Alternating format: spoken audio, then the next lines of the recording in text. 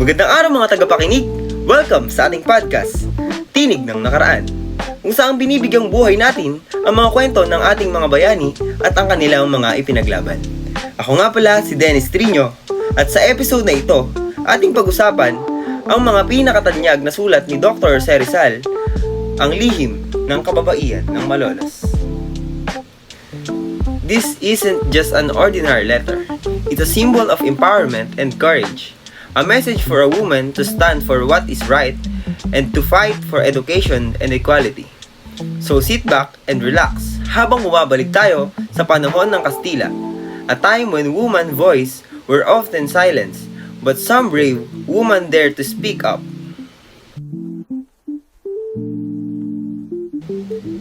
Ang una nating tatalakayin sa podcast na ito ay the historical background. Noong panahon ng mga Kastila, the role of woman was very limited. Ang mga babae ay inaasahan lang na maging tahimik, maglingkod sa bahay, at sumunod sa simbahan. Pero sa bayan ng Malolos, Bulacan, may grupo ng kababaihan na tumindig para sa karapatan nilang matuto. Isipin nyo to. Year 1888. Panahon ng mga praile at kolonyal na sistema. A group of young women wrote a petition to the Governor General asking permission to open night school para matuto silang magbasa at magsulat sa wikang Espanyol. Ito ay pinakamalaking hakbang kasi sa panahon na iyon, ang edukasyon ay tinuring na pribilehiyo ng mga lalaki lamang. At dahil dito, marami ang hindi natuwa, lalo na ang mga praile. Pero hindi sila umatras.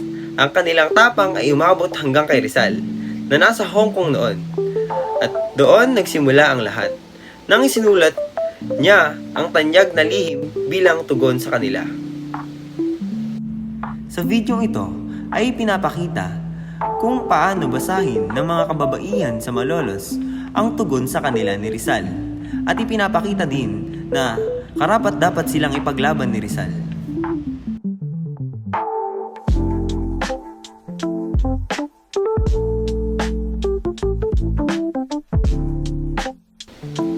Ang pangalawa nating tatalakayin sa podcast na ito ay what inside the letter. Now, let's talk about the letter itself. Ang letter to the woman of Malolos ay sinulat ni Rizal noong February 22, 1889. It was written in Tagalog and addressed to the 20 brave women who stood up against Spanish oppression.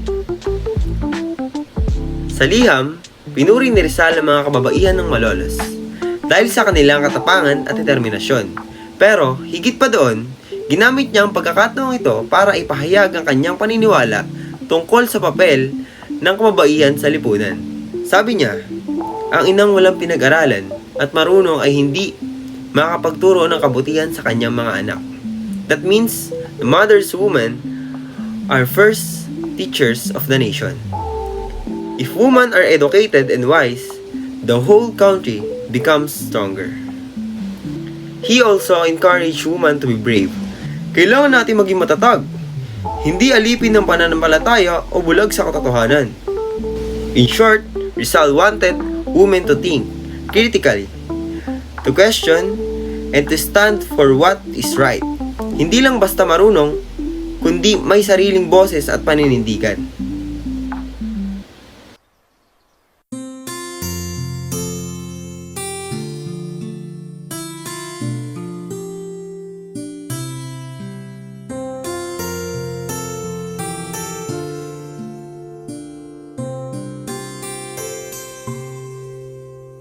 babaeng Tagalog ay hindi na payuko.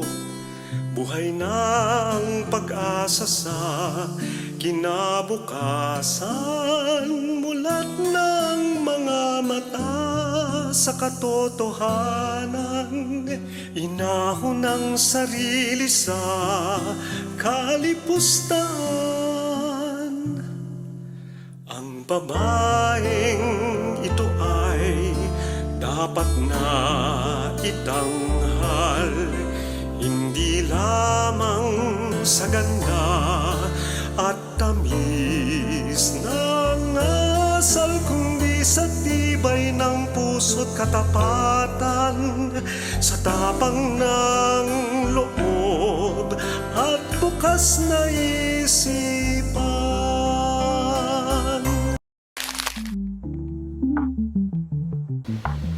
Ang ating pangatlong tatalakayin ay the message and its meaning. Ngayon, let's reflect on a deeper message of the letter.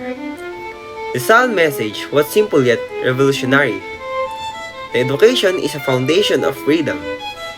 He believed that if Filipino women become educated, they could raise a new generation of thinkers, heroes, and patriots. In short, women were not just helpers, they were nation builders. Sabi nga ni Rizal sa liham, kung ang mga babae ay marunong magpanindigan, hindi magtatagal at magigising ang bayan. Ang gusto niyang iparating ay ang kababaihan ang may karapatan, power to influence, to teach, to inspire, at hindi dapat ipagkait yon kahit kanino. And think about it. This was written more than 130 years ago. Pero ang mensahe hanggang ngayon buhay na buhay.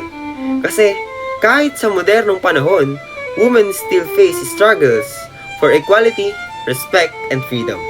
But just like a woman of Malolos, many continue to stand up in school, workplaces, and communities, fighting for not just for themselves, but for others too. Ang ating pang-apat na tatalakayin ay the legacy of the woman of Malolos. Let's not forget the women of Malolos themselves. Their bravery inspired not only Rizal, but the whole Filipino of nation. They show that change begins with courage. Isang maliit na grupo, ang kababaihan sa isang bayan ng Bulacan, nagbukas ng pinto para sa edukasyon ng mga babae sa buong bansa. Their story teach us 3 important lessons. First is, education empowers. Second, courage inspires. And third, women can be catalysts of change. Kung hindi nila ginawa ang unang hakbang, baka mas matagal pa bago magkaroon ng boses ang kababaihan sa Pilipinas. At dahil dito, Rizal's letters become more than just words on paper. It became symbol of empowerment. So every time we talk about a woman of Malolos, we're not just talking about a history. We're talking about a legacy. A history that bravery can start with a simple act, asking to learn.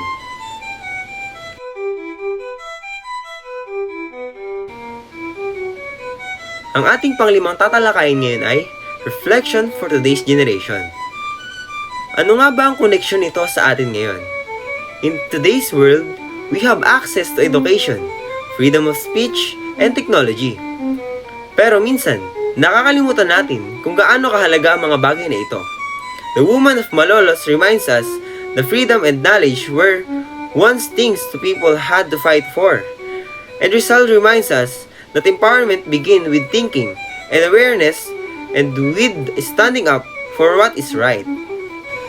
So to all young women listening right now, be proud, be brave, and never stop learning. Become your voice. Just like a woman of Malolos can speak change. Maraming salamat sa pakikinig sa ating podcast episode na Ang Tinig ng Tapang, The Letter to the Woman of Malolos. Huwag nating kakalimutan ang tapang, talino at pagmamahal sa bayan ng mga kababaihan ng Malolos ay patuloy na nagbibigay inspirasyon hanggang sa kasalukuyan. Ako si Dennis Trino at ito ang Tinig ng Nakaraan. kung saan binubuhay natin ang mga kwento ng ating mga bayani. Mga kwento ng pag-ibig, karunungan at kalayaan. Hanggang sa susunod na episode mga kaibigan, mabuhay ang kababaihan at mabuhay ang bayan.